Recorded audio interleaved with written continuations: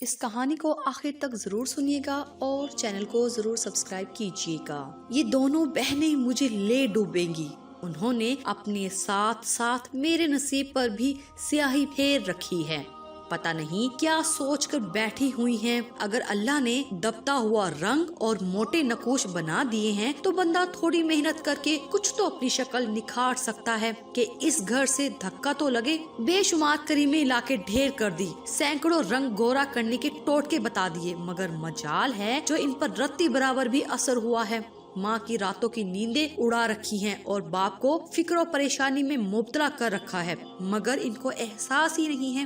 1000 دفعہ چھوٹی ہو کے سمجھا چکی ہوں کہ یہ چادر کی بکل مار کر پھیکی سی صورت بنا کر مہمانوں کے سامنے نہ آیا کرو۔ تھوڑا سا فاؤنڈیشن لگا کے تھوڑی سی لپسٹک لگا لو، دوپٹہ سر کی بجائے شانوں پر ڈال لو، خوبصورت نہ صحیح قبول صورت تو لگو۔ پر ان کی عقل میں میری بات کہاں سماتی ہے؟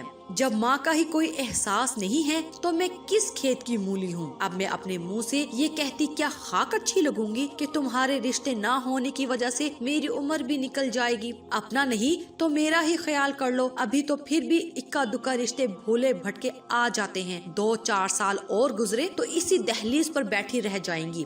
پھر دونوں بہنیں مل کر مدرسہ کھول لینا اور ساری عمر بچوں کو درس دیتی رہنا، ماں باپ کو اپنے غم میں وقت سے پہلے قبر میں پہنچا دینا، اور مجھے تو سلگار کر ماریں گی یہ ملانیاں۔ عاقب کب تک انتظار کرے گا؟ اس کی ماں نے تو دن رات اس کے سر پر شادی کی تلوار لٹکا رکھی ہے کہ آخر تم شادی کے لیے حامی کیوں نہیں بھرتے؟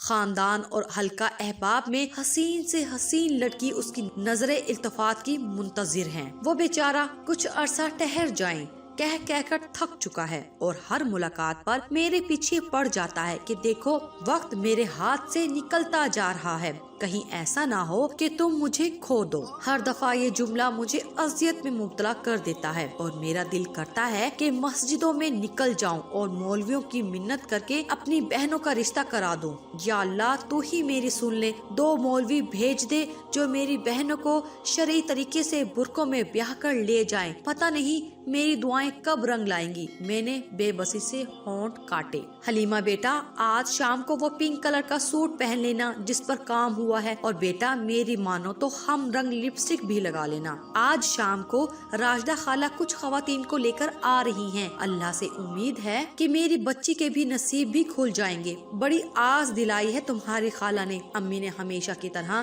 بجیا کو دھیمے لہجے میں سمجھایا، مگر مجھے آج بھی امید تھی کہ امی کا مدعا سمجھ کر بھی وہ انجان بنی رہیں گی جو ہمیشہ سے ہر مہمان کے سامنے کرتی آئی ہیں۔ میں نے تو جل کر کچھ کہنا ہی چھوڑ دیا تھا، ان کو سمجھانا بھینس کے آگے بین بجانے کے مترادف تھا، مگر شام کو بالکل میری سوچ کے مطابق ہی ہوا۔ امی کے کہنے پر گلابی جوڑا تو انہوں نے زیبتن کر لیا تھا، لبوں پر پنک لپسٹک بھی سجا لی تھی، آنکھوں میں کاجل کی ہلکی سی لکیر بھی نمودار ہو گئی، مگر دوپٹے کے معاملے میں کوئی رعایت نہیں تھی۔ بالوں کی کس کر چوٹی گوند کے پیشانی کو مزید چوڑا کر لیا، اوپر سے پورے سر کو دوپٹے سے ڈھانپ کر اپنے گرد ایسے لپیٹا جیسے کسی میلاد میں جا رہی ہو۔ چائے کی ٹرالی لیے سنجیدہ سی صورت بنائے جب وہ کمرے میں داخل ہوئی تو خواتین بجیا پر نظر ڈالنے کے بعد آپس میں نظروں کا تبادلہ کرنے لگی اور آنکھوں ہی آنکھوں میں ایک دوسرے پر اپنی رائے بھی واضح کر دی۔ میں جو کھڑکی سے لگی یہ سارا منظر ملاحظہ کر رہی تھی، ان کی نظروں کو دیکھ کر ہی بھانپ گئی تھی کہ یہ بیل منڈے نہیں چڑھے گی، اور وہی ہوا جس کے خوف سے ہمارے دل لرز رہے تھے۔ انہوں نے چائے کے ساتھ رکھے لوازمات سے انصاف کرنا بھی گوارا نہ کیا اور خالی چائے پی کر ہی اٹھ کھڑی ہوئی۔ معاف کرنا بہن، آپ کی بچی بہت سادہ ہے، ہمارے بچے کی ڈیمانڈ بولڈ اور پرکشش لڑکی ہے، ہمیں اجازت دیں۔ انہوں نے تو غیر اخلاقیات کا ایسا مظاہرہ کیا کہ بجیا کے منہ پر ہی صاف انکار کر کے چلی گئی۔ امی صوفہ پر بیٹھی جیسے بھینسی گئی۔ راشدہ خالہ انہیں تسلی دینے لگی اور بجیا نارمل چہرہ لیے کمرے کی طرف چل دی۔ یہ کہاں باز آئیں گی اپنی سادگی سے؟ میں نے نخوت سے جملہ ان کی طرف اچھالا اور امی کے پاس ہی بیٹھ گئی۔ کئی دنوں کے بعد سورج اپنی تابناکیوں سمیت جلوہ گر ہوا تھا۔ میرے امتحانات قریب تھے اور میں پوری دل جمعی پڑھائی میں مصروف تھی۔ میں صبح ناشتہ کر کے اپنی کتابیں لے کر اوپر چھت پر چڑھی تو آفتاب صاحب کو رخصت کر کے ہی نیچے سیڑھیوں کی جانب قدم بڑھائے۔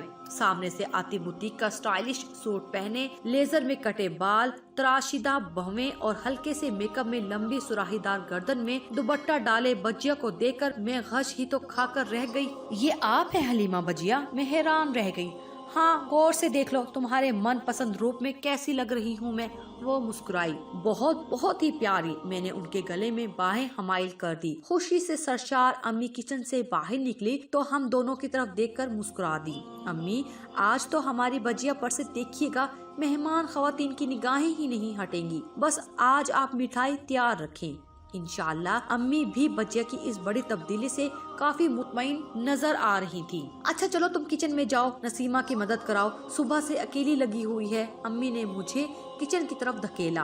और हाँ, तुम ड्राइंग रूम का रुख ना करना। वो हमेशा की तरह मुझे नसीहत करना ना भूली। मुझे अच्छी तरह पता है, और आज तो बजिया के सामने मेरा चिराग क्या जलेगा। मैंने उन्हें तौसीफी निगाहों से देखा तो वो शर्मा सी गई। मैं गुनगुनाते हुए नसीमा के साथ काम करवाने लगी। आज तो बजिया का ये रूप देखकर मेरा दिल बुलियों उछल रहा था। अच्छी खासी शक्ल को कैसा बिगाड़ रखा था। आज तो लटके वाले कहीं मंगनी की अंगूठी ही ना पहना जाए। मैं दिल ही दिल में मुस्कुरा रही थी और नसीमा की तरफ देखकर उसे भी नजरों ही नजरों में नसीहत की कि कुछ सबक सीखो बजिया से, मगर वो हर बात से बेनियाज अपने कामों में लगी रही। ड्राइंग रूम में बजिया चाय की ट्रॉली लेकर जा चुकी थी और मैं हस्बे रवायत खिड़की की ओर से सारा मंजर आंखों में कैद कर रही थी। बजिया मुस्कुराता चेहरा लिए अपने बालों में उंगलियां फेरती एक शान बेनियाजे से बैठी थी और रिश्ते के लिए आई खवातीन आंखों ही आंखों में एक दूसरे से सवाल कर रही थी। हमें आपकी बच्ची पसंद है कि अल्फाज अदा कर भी दो और कितना आजमाओगी। मैं उनकी खामोशी से घबराई, मगर अगले ही पल मेरे समातों ने वो अल्फाज सुने कि मैं दंग रह गई। बहन, हमें तो पता चला था कि आपकी बच्ची बहुत सादा और फैशन से मुबरा है। हमारा बच्चा मजहबी जहन का मालिक है। उसे नमाज रोजे की पाबंद और शरीयत के मुताबिक पर्दा करने वाली लड़की चाहिए ताकि दोनों की जहनी हम आहंगी हो सके। शायद हमें किसी ने गलत मालूमात दी। मेहमान खवातीन ने मुझ समेत सब पर बम फोड़ा। अम्मी साकत रह गई और बजिया वो तो काटो बदन में लहू नहीं के मुसादिक जहाँ की तहाँ रह गई। खुद मेरे तलवों से जमीन निकल गई। हाय अल्लाह, ये क्या हो गया?